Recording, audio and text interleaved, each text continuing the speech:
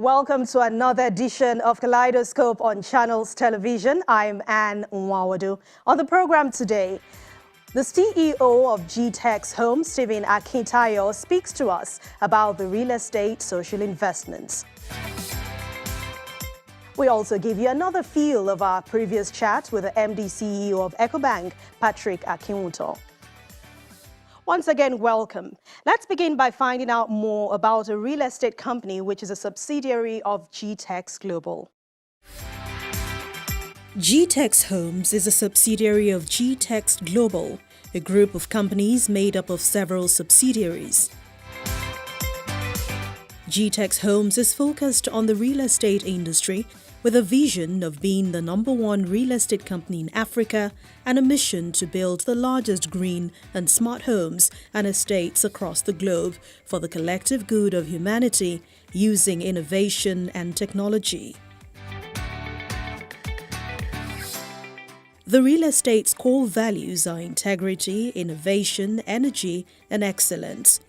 GtextHomes believes in providing premium personal service now and well into the future with an amazing collection of landed properties strategically located to harvest from a bountiful land banking or own a shelter. The real estate firm creates a convenient, smart, and green home at any desired location across the globe. The organization is contributing its own quota to improve various sectors, bringing about overall development and growing its business. My chat with Mr. Stephen Akintayo reveals how various initiatives are helping to touch lives around the world.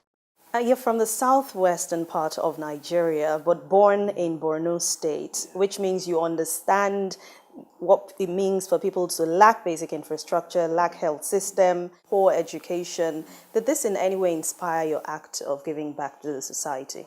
Definitely it did, because I was born in Maiduguri, and where I grew up, there was no electricity for at least a good part of the time. It was in Maiduguri, but it was like a village, no running water. I keep telling people, the first time I saw a water closet, it was like a miracle. We were playing all over it because that was the growing up. So it was, my mother was a civil servant. My father's business had crumbled before I was born.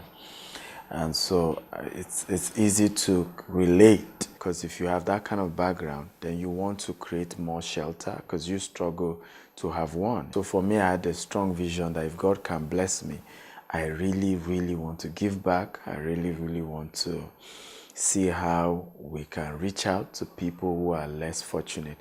But I strongly believe that it has to be two ways.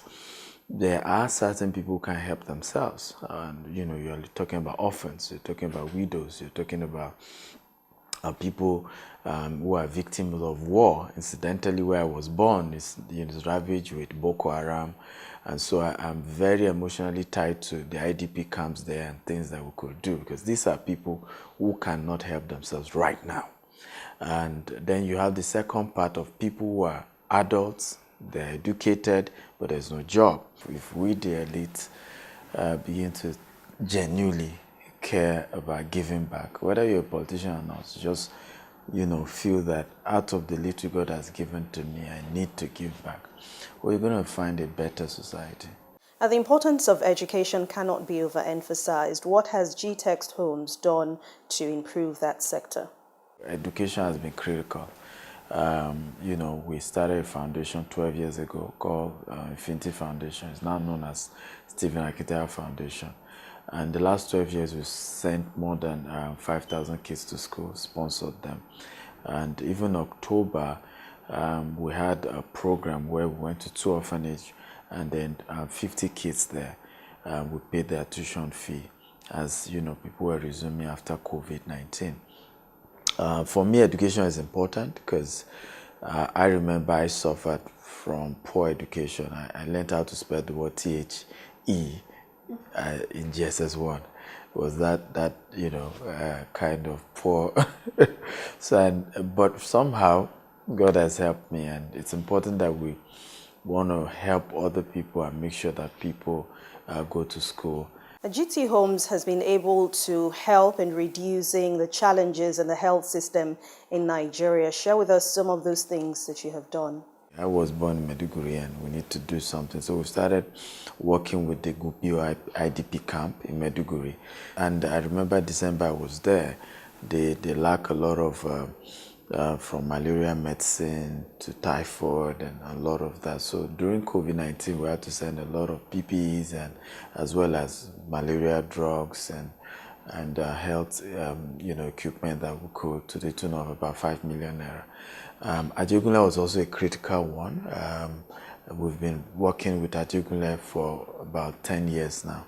So about 200 families we had to provide food during the COVID-19 and it was really a very emotional experience because there was this 70-something-year-old man who was in tears. I said, this is the first time somebody will give him something that, worth that, and he just can't understand why, It was very touching. Now, there's no economy in the world that won't need small and medium-scale enterprises to develop. How important is building entrepreneurs to you? Very, very important.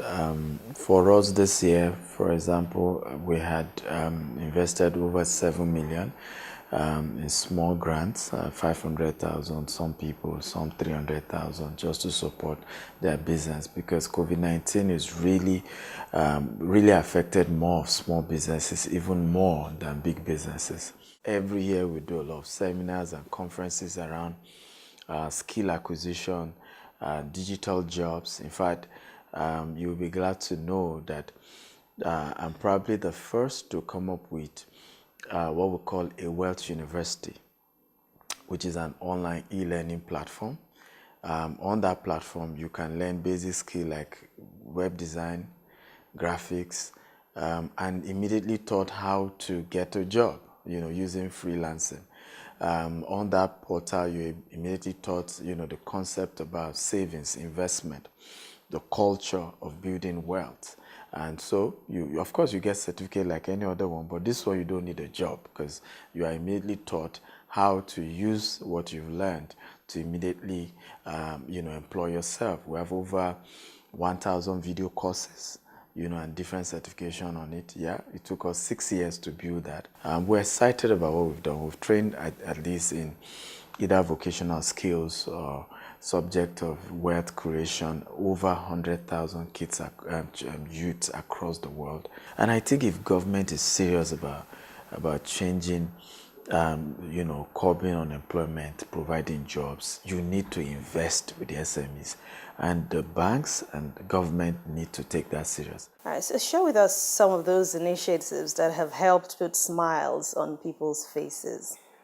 Yeah, I mean, quite a lot. There are some that we've done with our customers. There was a time where we had to tell some of our customers who have aged parents. It was Val this year, I think. I think it was this year. And so we sent some of their parents to honeymoon or something. Aged. I'm talking about people in their 60s, 70s, and it was really a very humbling experience when you see some of them almost in tears, like, I've never traveled out of this country and this company decided to, send me and my wife, and it's been an amazing one.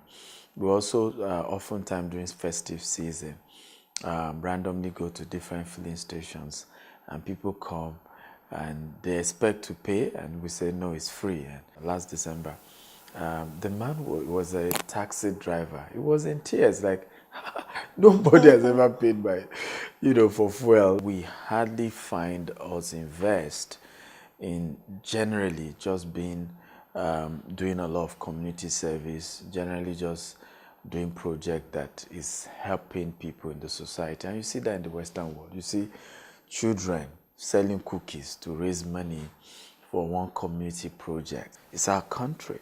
We should keep it. We should make it work.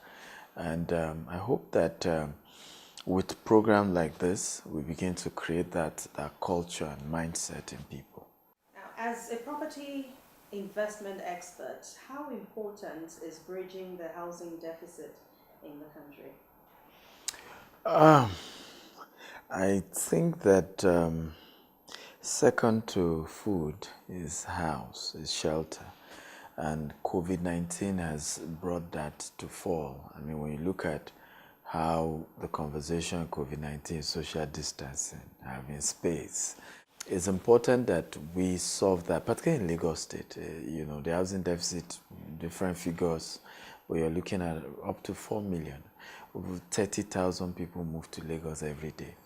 Where are they going to stay? Affordability is an issue, but I've always argued that it's not the job of developers to make housing affordable because they are in business to make profit. Until we bring the conversation of housing to the commercial banks and not just left with the mortgage banks.